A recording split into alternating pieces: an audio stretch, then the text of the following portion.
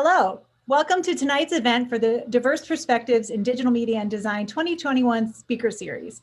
To paraphrase James Baldwin, nothing can be changed until it is faced.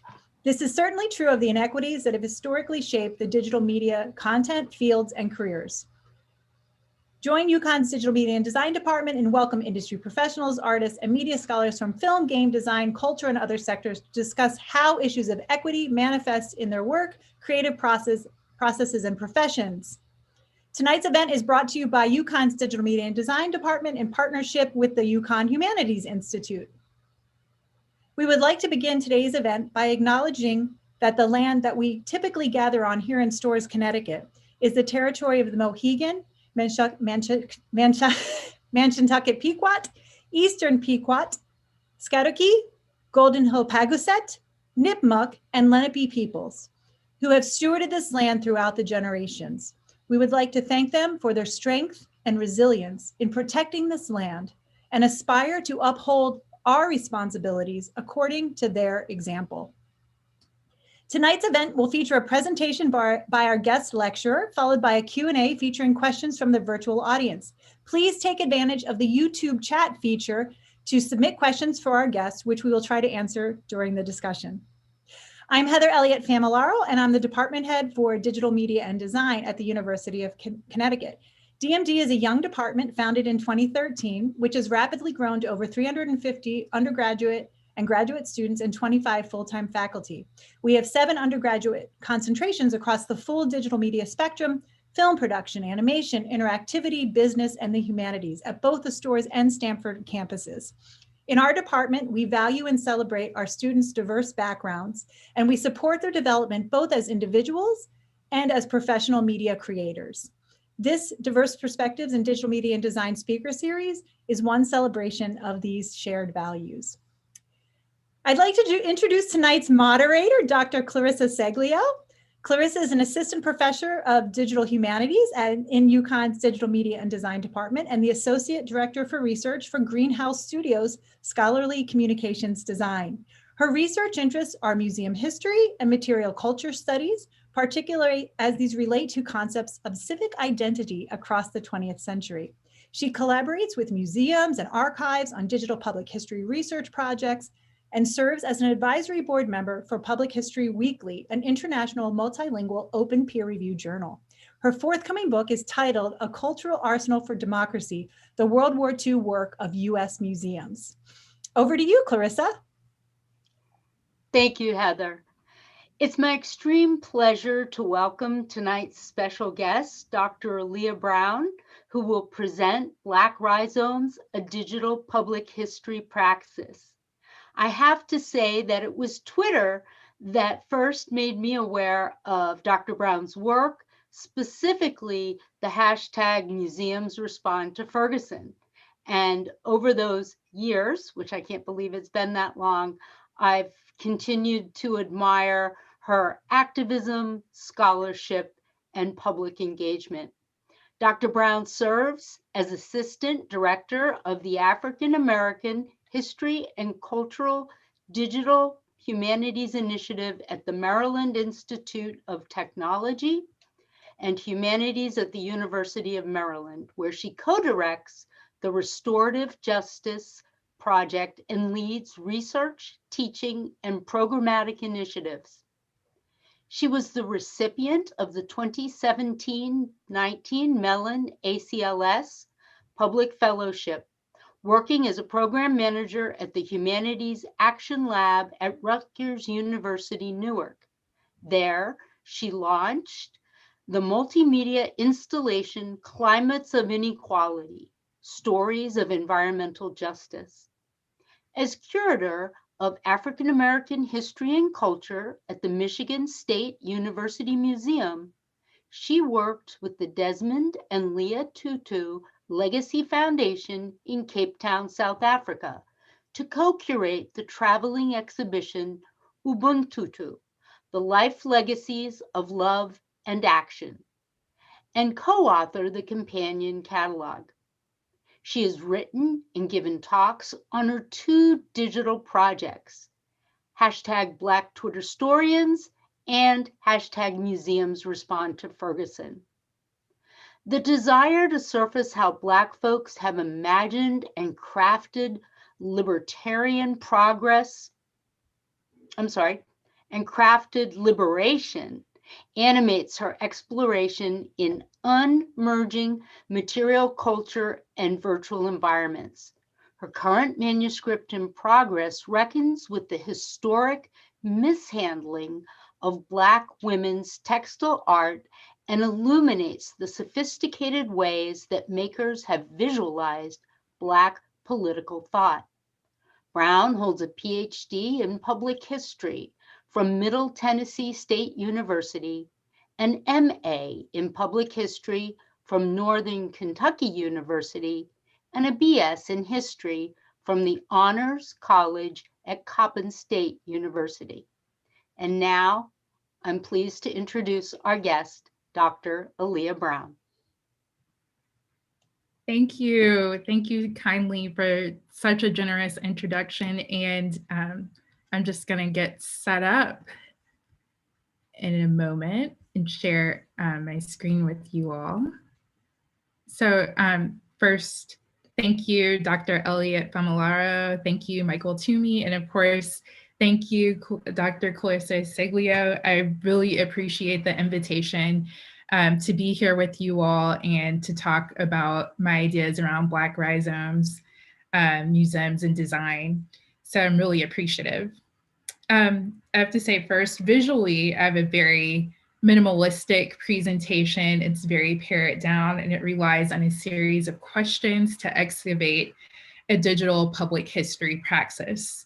So my work, whether it's developing an exhibition, writing an exhibition catalog or article, or building digital prototypes, it starts with inquiry. In that same spirit, I developed this presentation. So I'm pleased to first share my thoughts with you all about the lineage of Black rhizomes as a metaphor and a praxis. And then I'm going to invite you all to doodle with me. So we have a special surprise, which we'll get to towards the middle of the presentation. And then finally, I'll share specific examples that go into this rhizomatic praxis. So the first inquiry or the first question is, what are the origins of Black rhizomes? So I kind of was thinking about how do I situate myself in this field of public history and even beyond that, right? Because my work spans museums, digital humanities, and so forth. I needed something that encompassed the capaciousness of Black life. I needed something that was attentive to the tenets of Black studies. I'm a public historian inspired by the Black Museum movement. So in the 1960s, when Black communities started storefront museums in order to preserve changing social and political issues. And actually, one of my first curatorial positions was in a Black museum. It was at the National Afro-American Museum and Cultural Center that shares space with the historically Black college, Central State University in Wilberforce, Ohio. And in that experience, I learned truly what a museum is, that is kind of reliant on the community. It has a lot of determinations from communities, and then also had a very interesting collection, right? And what I mean by that is that there were markers of quotidian life. So we had everyday kitchen items, everyday beauty products, and so forth. But then we also had some really special and fantastic collections. One of those that might be surprising to you all for this small museum in the middle of Ohio was we had a pretty extensive Black protest art collection. And the reason for that is that back then in the 1970s, most art museums were not interested in collecting Black art. So that is why you see the likes of Betty and Allison Sarr in the National Afro-American Museum in Wilberforce, Ohio.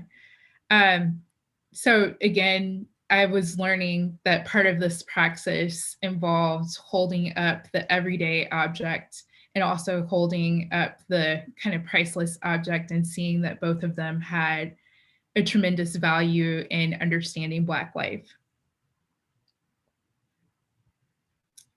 And so that was kind of one thought in thinking about the origins of this Black rhizomes. Another is thinking about Black digital humanities. So at the African American History, Culture, and Digital Humanities Initiative, or ADHUM for short, we always talk about breaking, remixing, and rebuilding. So that's a shorthanded way of thinking about how do we use digital tools in effort for Black liberation. So what do we have to do to break or remake or remix? And it's in this process of thinking about what do we hold versus what do we transform in different platforms, or how do we use different networks? All of this is part of the kind of swirling thoughts of a Black digital humanities praxis. In that same vein, I also was thinking about the ways that we use platforms, right? So the ways that Black folks have used Twitter, have galvanized even before that on MySpace, or even on blogs or different social outlets, that those origins also stemmed from Black feminist publications, right? So if you think, for example, about the Black feminist kitchen table, women of color press, they were folks that created a space specifically for Black lesbians who were interested in defining themselves and making sure that their voices were heard. So that's one part or one aspect of this digital media and digital play. But then there's also another part of Black digital media that you see that is withholding, right? So there's a way that there is some opacity in how, for example, a joke might be told that may resonate with other Black users, but doesn't specifically give away the punchline. So it's thinking about all of these different ideas that are sometimes contradictory, and then sometimes also are super clear and are intended to signal. And then there are sometimes also on the opposite of that, ways to share information in a covert way. So this is part of the digital ideas. And then this, continuing with this, thinking about rhizomes, there's also some inspiration that I gathered from Glissant, or thinking about his idea of like Black diaspora and how it's the rhizome provides a metaphor for understanding Black diasporic life. So it's with all of this and thinking about rhizomatic structures that I was interested in all of the different nodes that I've mentioned, all of the different edges, the roots, and the expansive ways of approaching how to work with Black past, Black presents, and Black futures. And it's in this vein that, or this is really the definition of Black rhizomes, thinking about Black history and Black life and Black presence and Black futures in really capacious ways, and allowing that to lead the research and the work that happens with that.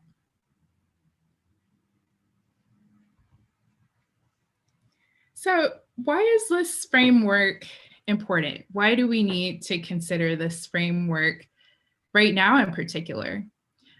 So I have often thought about how pop culture is really infusing itself into museums and holding museums up and critiquing them. So at the bottom left, you'll see a very popular scene in Black Panther where Killmonger is looking at artifacts from Benin and Ghana.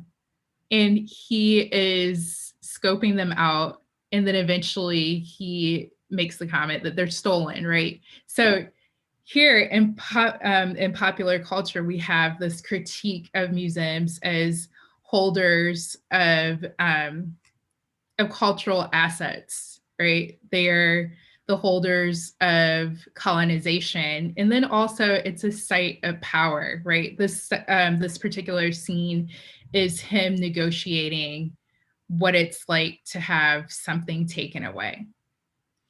And then towards the top, in a very different vein, the Carters have the music video where they're in the Louvre. They take over the Louvre, and then instead of their gaze facing the paintings, they are now part of the artwork. So they are specifically making a claim and taking a stance that they belong in the museum and the museum is theirs. So it's quite a different argument than what is happening in Black Panther. But regardless, you see that there's this kind of burgeoning or swelling of ideas about what should happen in museums, how Black people relate to museums, and how we should interact with those spaces.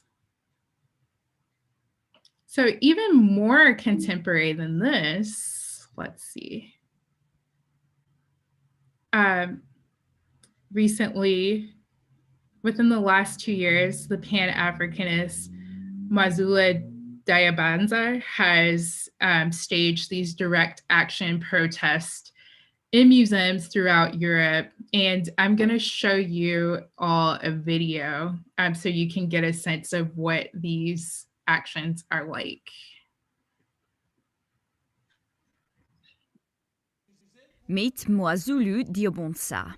Back in June, he stood in a Paris museum next to a 19th century funerary post from Central Africa and berated France for taking it and tens of thousands of other artworks from its former colonies.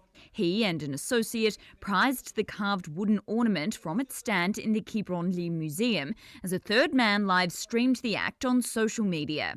He was stopped by a security guard as he made for the exit.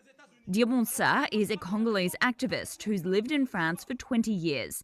He belongs to a Pan-African movement that demands France return colonial artefacts it expropriated from its subjugates and recompense for acts of slavery.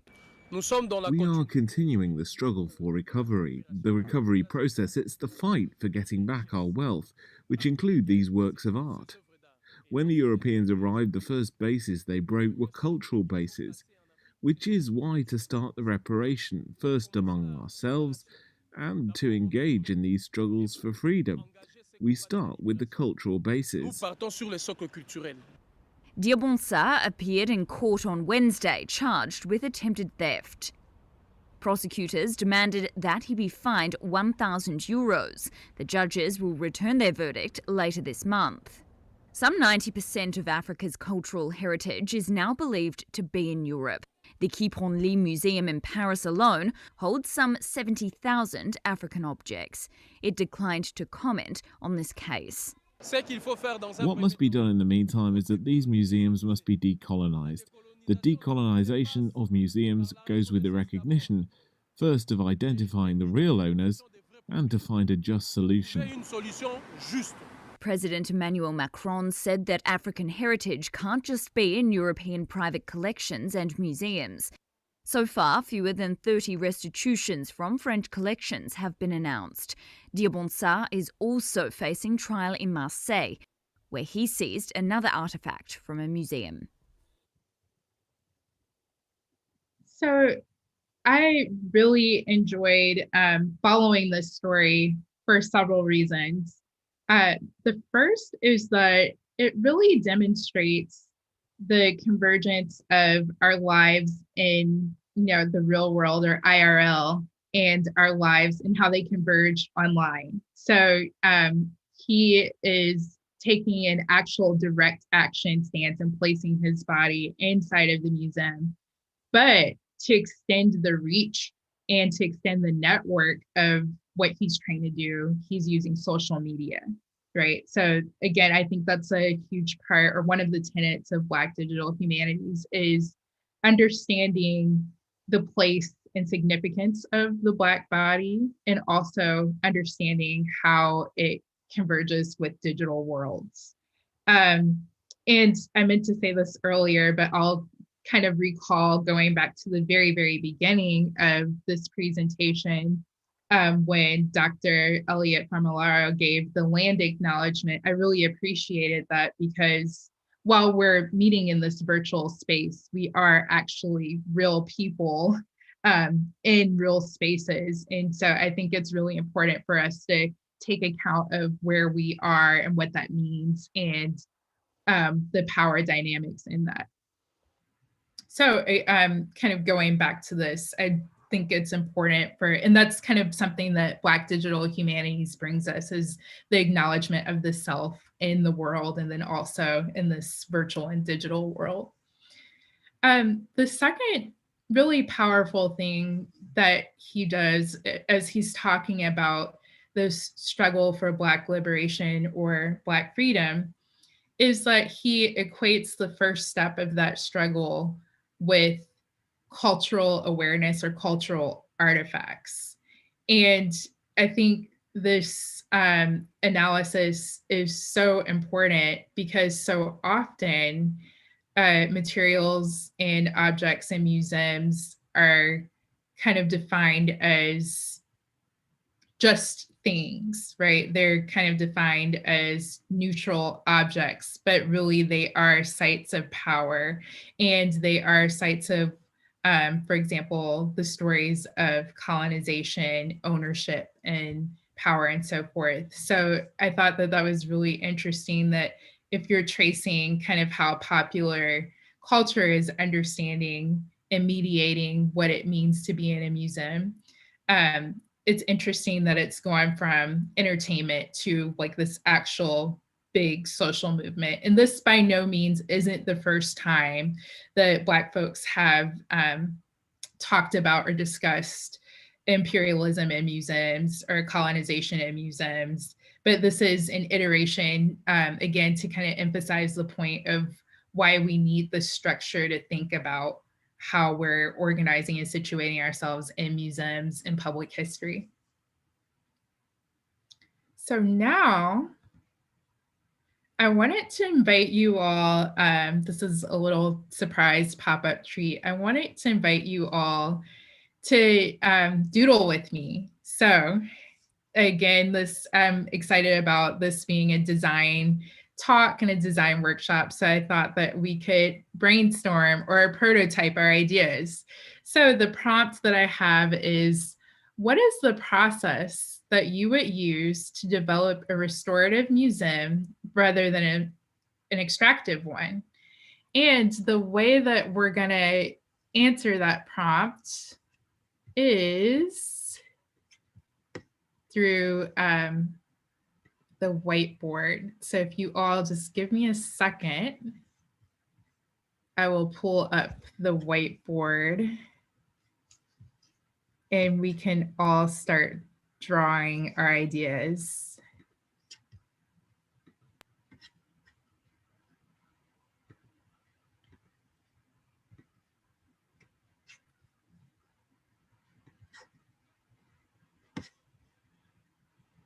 So to access the whiteboard and to share your thoughts, what you'll do is go to the button on the far right that says more with the 3 dots. You'll click it. It'll give you a drop-down menu.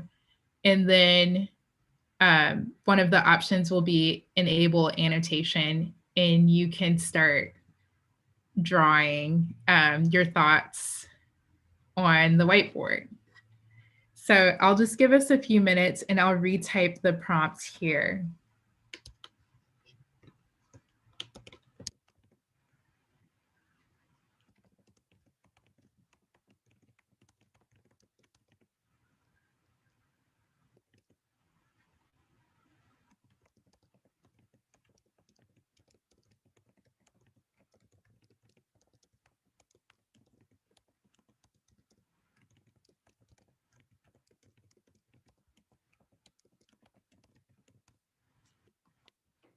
So here's the prompt, and then you all can type, you can draw. There are different shapes that you can use.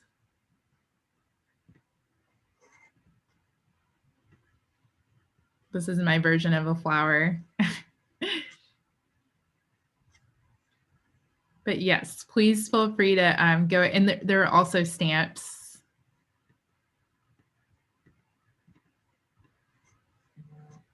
I'm starting to see some folks populate.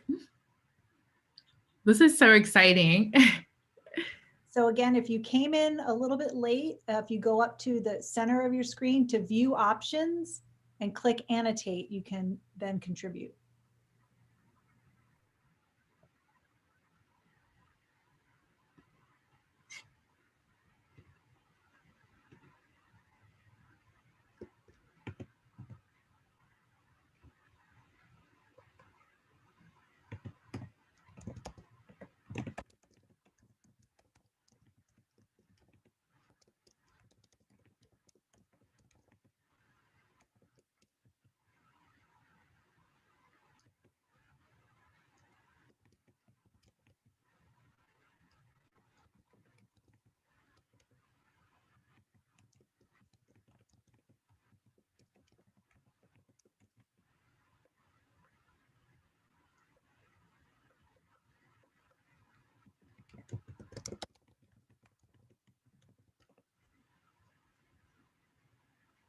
Okay, we're starting to have some good ideas.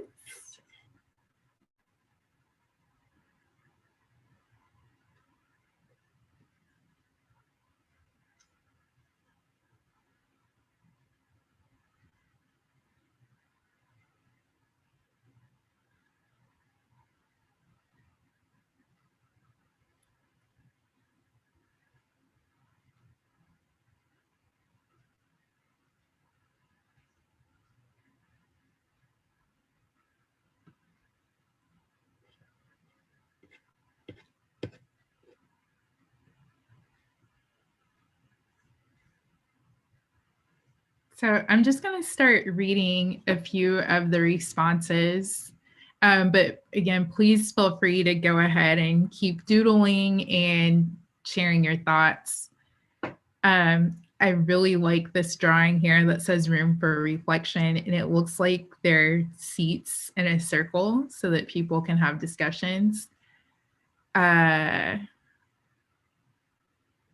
There's a comment that says a museum working in collaboration with its objects and their makers. That is a critical and important comment. So often the interpretation might be done by curators who are not necessarily connected to the folks who are making the objects. So that is an important observation. I really like this one, a collective museum where people are completely in charge of on how the art is shown, a space where art is constantly changing, open doors, invite, listen. And then there's a really awesome illustration that says people at the center, collective curating. Okay. Thank you all for contributing to this. I am going to save this. And then I'm going to get back to the talk. But I really appreciate you all participating in our little experiment.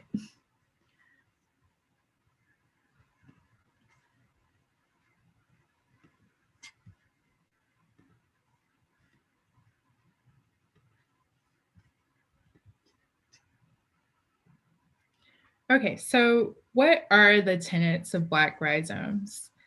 The first one kind of goes back to earlier what I stated about this idea of viewing Black life as capacious, something without limit.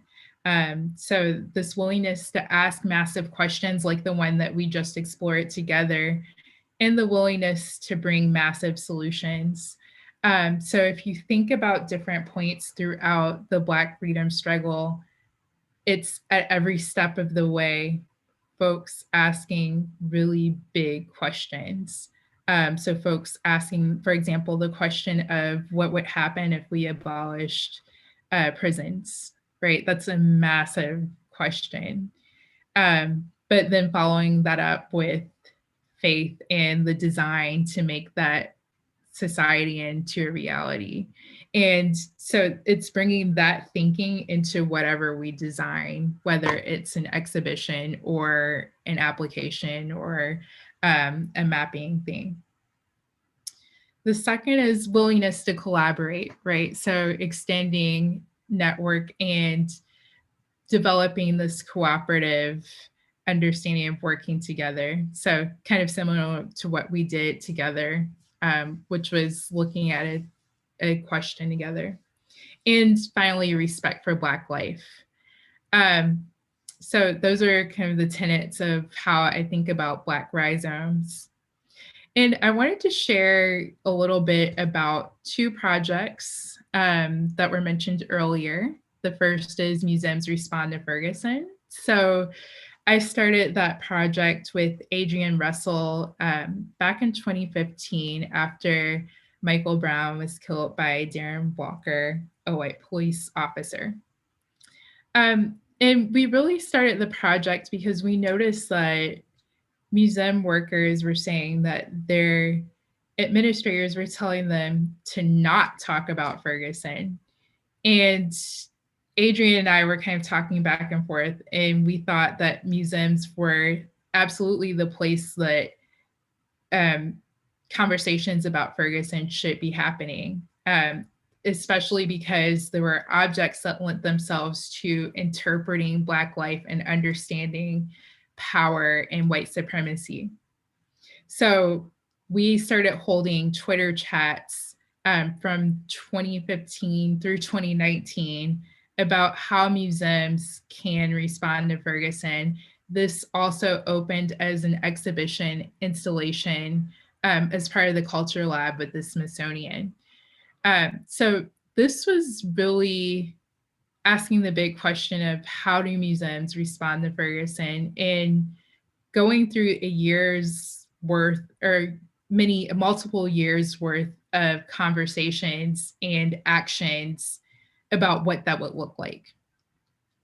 Then the second project, Black Twitter Historians, that I started with Joshua Crutchfield, operated in a similar way. It was a Twitter chat, but it was solely for platforming Black scholars. So, well, at least that's what we thought, right? We started with Black scholars in mind and platforming that scholarship. But what we had failed to realize was that the work extended far beyond just us thinking about our own work and wanting to build community within the academy. So people beyond the academy were interested in understanding the present through the past. And that is part of this Black praxis of understanding that folks beyond or making connections with folks beyond the academy to present other ideas. So those are two examples of projects that we participated in that follow this structure of Black rhizomes with many different tentacles and many different structures. So that is a little bit of my thinking, and I wanted to be sure to leave time for questions and answers and possibly discussions and get into other ideas. So thank you all.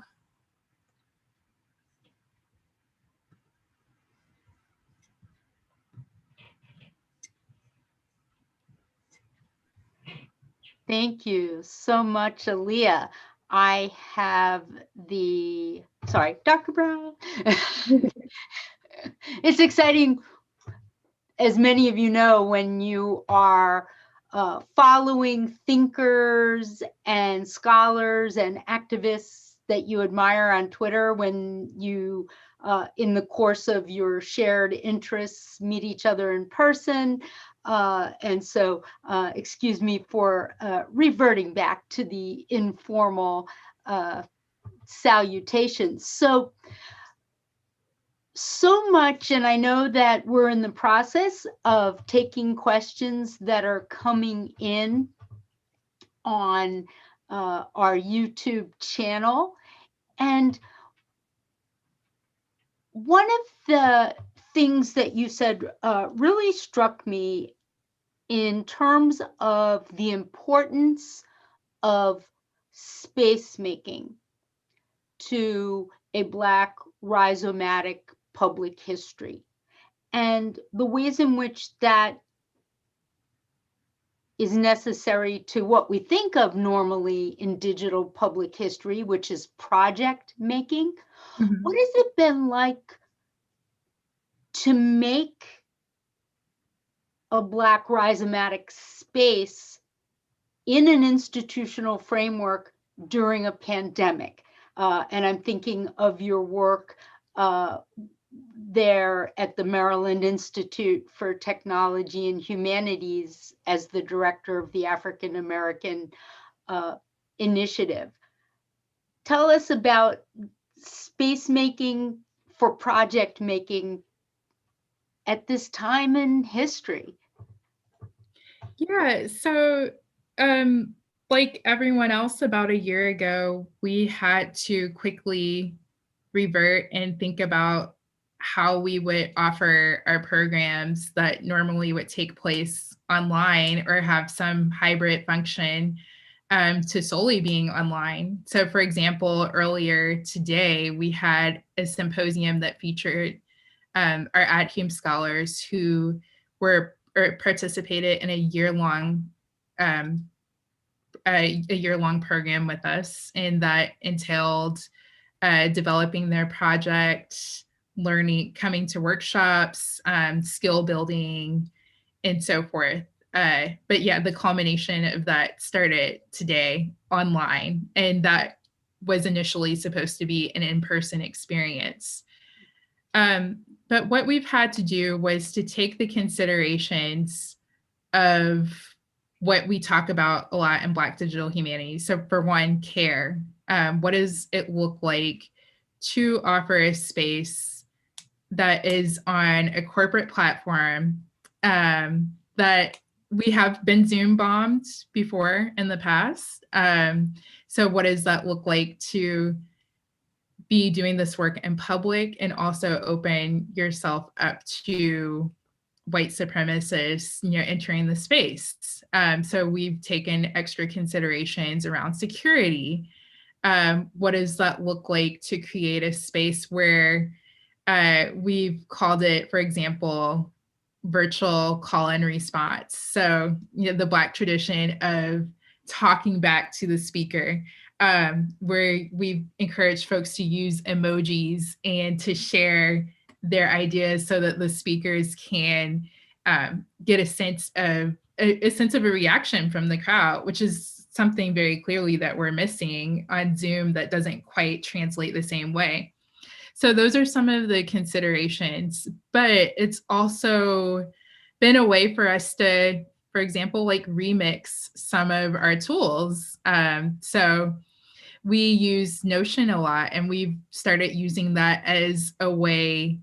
And for those who aren't as familiar with Notion, Notion is, an organizational tool that is meant for typically like project management, organizing any aspect of your life. But we've remixed it to use it as a way to create these really quick public installations of the work that our scholars have done. So it's forced us to kind of think about how do we remix what we have. So it's looking at a tool, but thinking about different applications for that tool. And I think the pivot, the remix, those are two things that kind of rise to the top for how we've had to change and adjust during the pandemic. Thank you. I haven't seen any questions come in yet from our panel. With so much of the activism and digital public history work that you've been involved in taking place in spaces like Twitter, I'm not familiar with Notion. I can't wait to look it up. What are some of the difficulties of archiving this work, making it available to future activists, and we hope future historians who look at what really is a transformative moment in I think, particularly driven by Black feminist thinking in and around museums and public history? Yeah, that's such a good question, especially thinking about archiving knowledge production that happens on Twitter, because it's often so ephemeral. But to give you a specific story, so when Josh and I thought about how do we archive Black Twitter historians, we did not have much in the way of tool or skill navigation or savviness. So we went with this platform called Storify. I'm not sure if you all are familiar with it, but if you were using Twitter, I guess between 2009, 2015, or maybe a little earlier than that, that was the way that most people would kind of document either Twitter chats or specific topics that were rising up on Twitter. The problem with that is that Storify is a platform that went under. So, right, you see so many platforms that pop up, but then they don't get the funding or they don't get the next round of investments from venture capitalists, and then they just have a sunset. There isn't much in the way of like them thinking about what is stored on there because it's a capitalistic enterprise, right? So we learned that the hard way. I mean, fortunately, we found another way to archive this stuff, but it taught us that we had to always think of a way that didn't rely on the tool. So that is something I think that even beyond social media, folks should always be thinking about, like, how do you manage your information and how do you manage your information in a way that will outlive the tool, the particular tool that you're using. Thank you. We've got some questions coming in now. I'm going to start with one from Tyler, who would love to know how it is that you use restorative justice in your historic practice. Specifically, how does it inform, guide, and lead your practice? Thank you. That's a wonderful question. This is a very nascent project, so it's very much in progress, but essentially the University of Maryland Restorative Justice Project looks at harms that have happened at the University of Maryland and how Black folks have resisted those harms. But I've thought about how, and this is not new or even special to the University of Maryland, it kind of follows along the ways that some universities have started reparations programs for their involvement in slavery.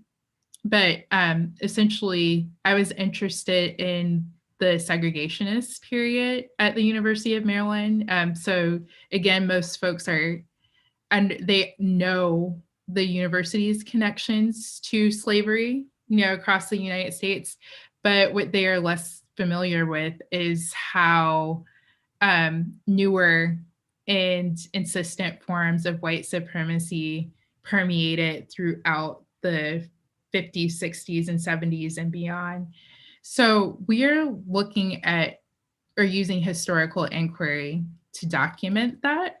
But then we're also asking students, faculty, staff, and community members to think about like what would you like to see as a restorative justice process now that we've laid bare these harms that have happened.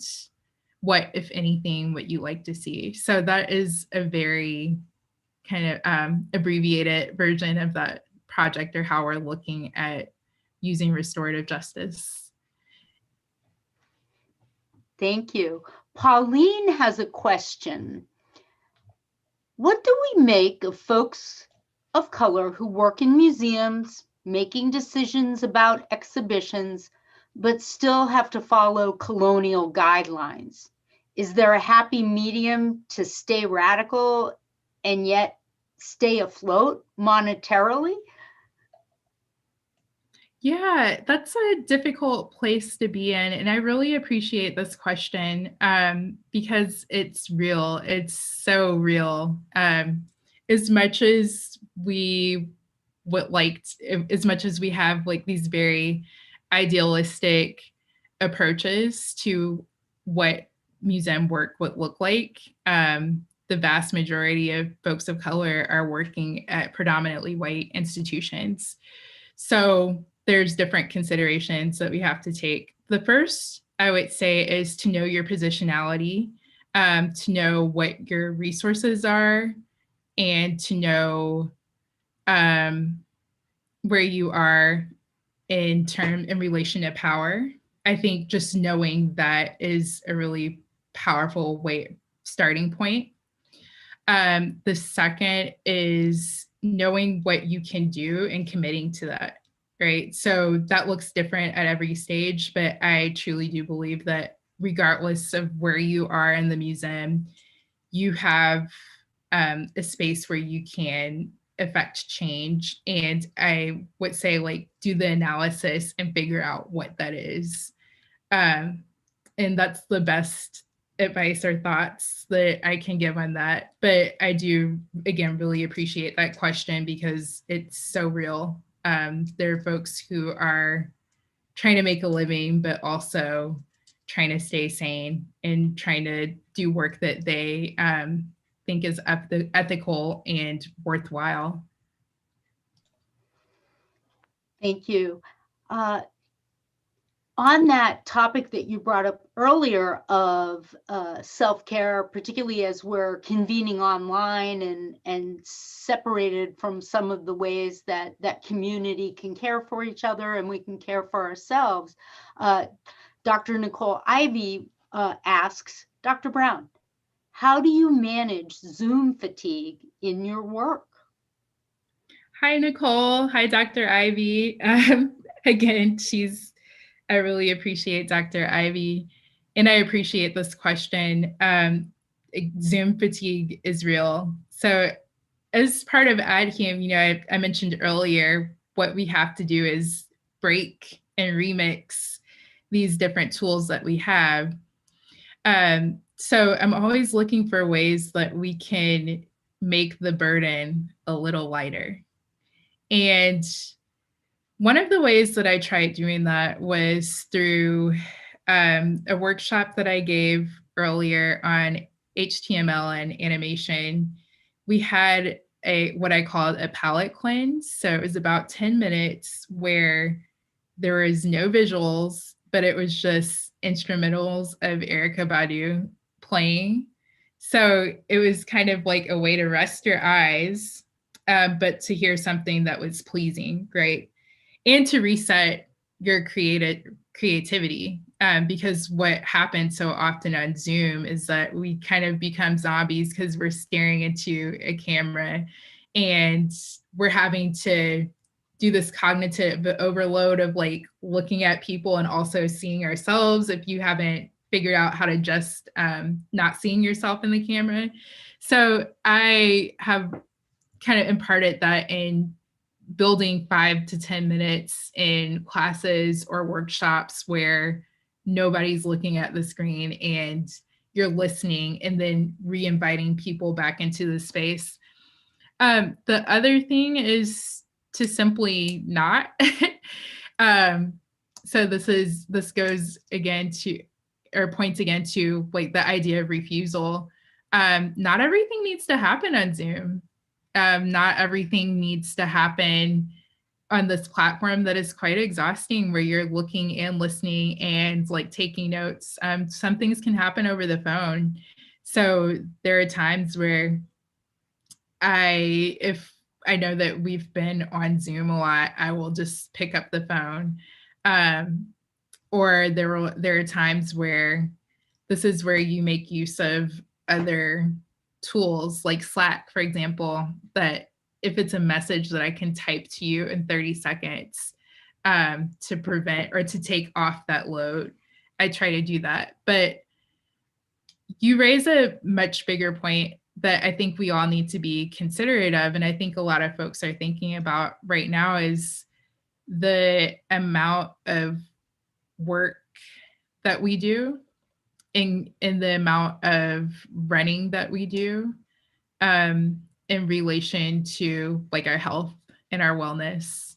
So it's something that I think we definitely need better solutions for, even beyond like the pandemic or beyond Zoom.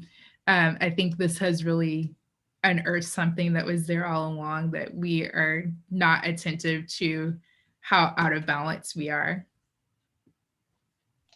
And this is where I wish Zoom's reaction button included 100%. That would be mine. I'd like to switch over to a question from one of the students in our Toward Equity class that is inviting students at UConn to engage more deeply with our speaker series. And Victor asks, considering your different roles across a number of primarily white institutions, what strategies have you found to be effective in getting the student body to understand the importance of your work, even if they don't think it directly impacts them or their sense of culture? That's a really good question. And ironically, I don't have much experience with that. So for example, even though I'm at a PWI right now, the majority of the students that I teach are part of like an AdHum stream. So they're interested in ideas about African American history or social justice and so forth. So, but I can think of another example where I think it goes back to positionality, like having students think about their position in relation to an issue and thinking or teaching them about the analysis of social issues. And what they'll find is that we all are impacted by issues. We may be impacted in different ways, but we all have some stake on the scale, right? So I think helping students see that, what also making it clear to them that, because if they don't necessarily see something, that doesn't mean that it doesn't exist. So I think that's the best answer that I have. I wish I had more experience, but yeah. I'm keeping an eye on the time, and I wonder if one of my colleagues wants to chime in as to whether we have time for another question or if we're looking at wrap up. I say go for it. I think we've got another maybe three or 4 minutes. All right. We just had a new one come up. Oh, yes. Great. Thank you. So Katja asks, can you say something about documenting Black joy? Yes. There are a few scholars that specifically focus on documenting Black joy.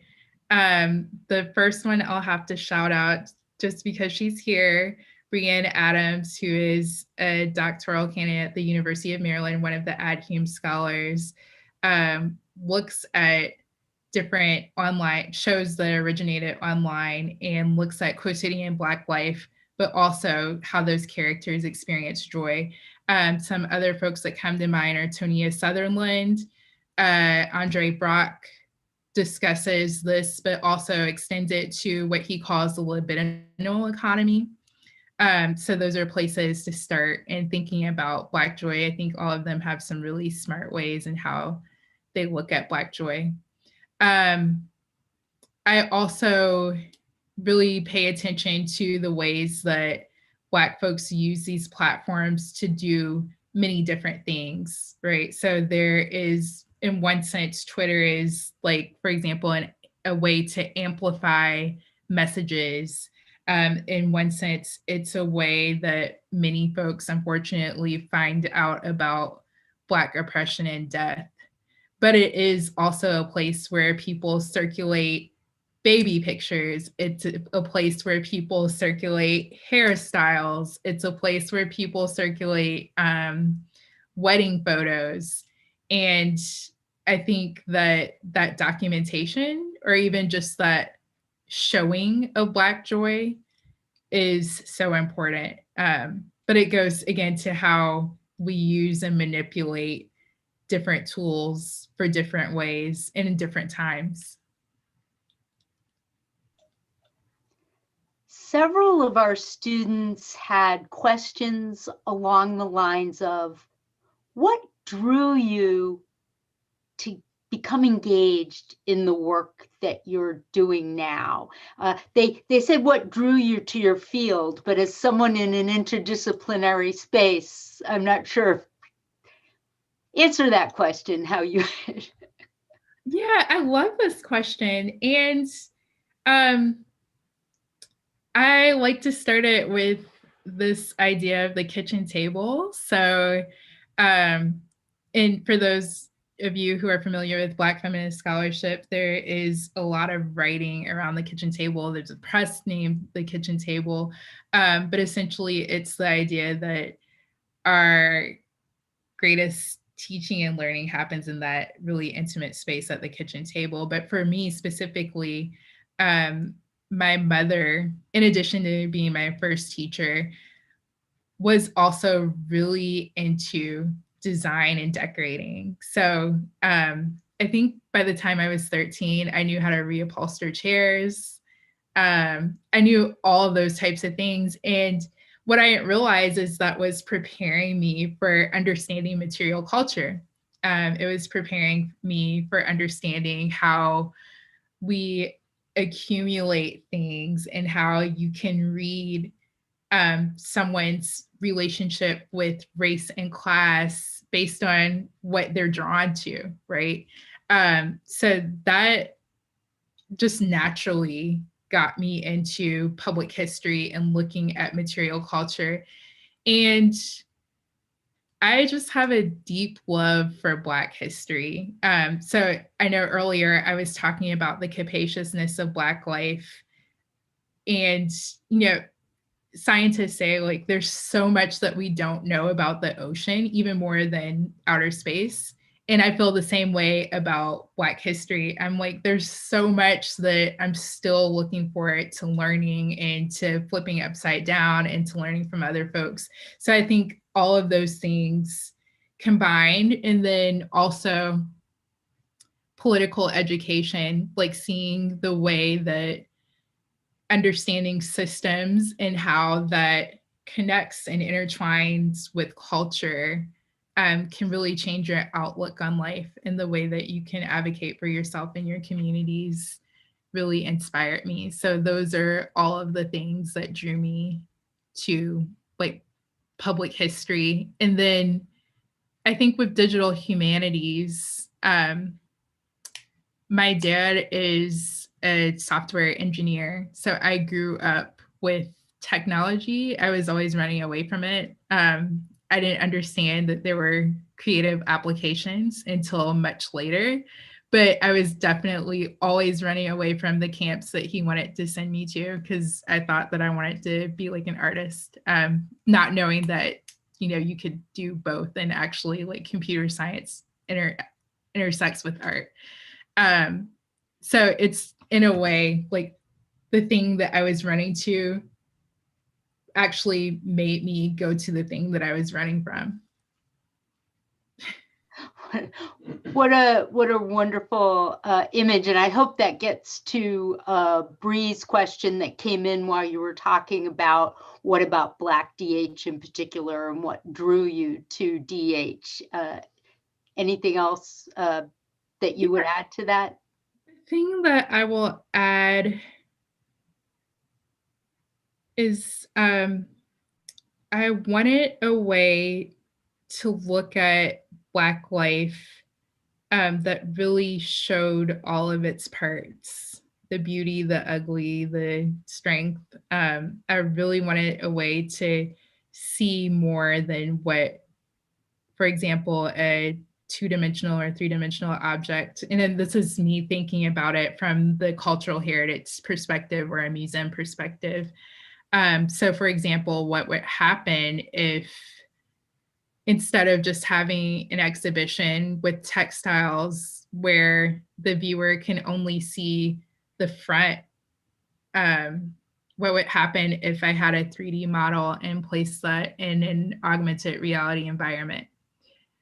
And the thing that happens is that folks who are familiar with textiles is that the gold is actually on the back of the quilts, for example. Like people write they have like drawings of their family trees. They have sayings that inspire them. It's all on the back of the quilt, but depending on how the curator has chosen to exhibit the object, whether that's for conservation purposes or just aesthetic purposes, the viewer may not see that. And so I often think about like, what are the ways that I can keep pushing and like having more facets seen and understood. Thank you. Well, I think we might be at that time where we'll begin the sign off. Is that correct, Heather? I just want to check in with you. I think that sounds good. All right. I don't want it to end if I'm completely honest, but but I guess we need to be mindful of our commitment to our audience. So yeah. So go ahead. Yeah, I mean, this conversation's been so incredible, Dr. Brown, Dr. Seglio. Thank you for sharing your insight and for moderating. Wow, I have so many takeaways, and I know everyone else out there does as well. So I'm really glad this is going to be available as a resource. I've been thinking of all the people I'll want to send this video of my colleagues across the country that weren't able to make it. We'd like to thank our sponsor for the event, the UConn Humanities Institute and its Digital Humanities and Media Studies initiative. Be sure to check out their upcoming program on their website at humanities.uconn.edu.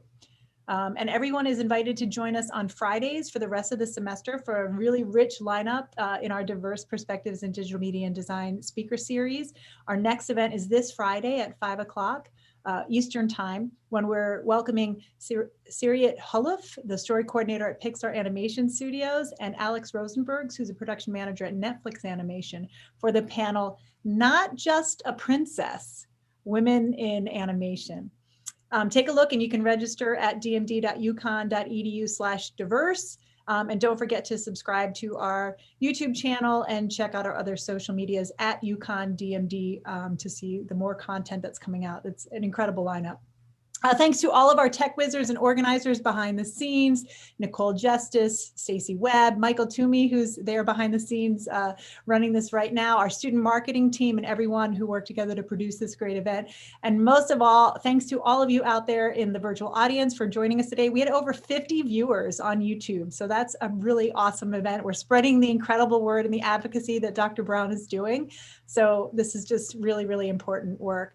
I hope that everybody out there is inspired and thinking about the ways that they're going to continue to rethink museums and digital public history as a result of this talk. So there is a lot of work to be done, but if we continue to inspire and mentor our young creatives, our young historians, then together we can change this digital world for the better. So stay safe, wear a mask, and have a wonderful weekend. Thanks for coming. Bye-bye.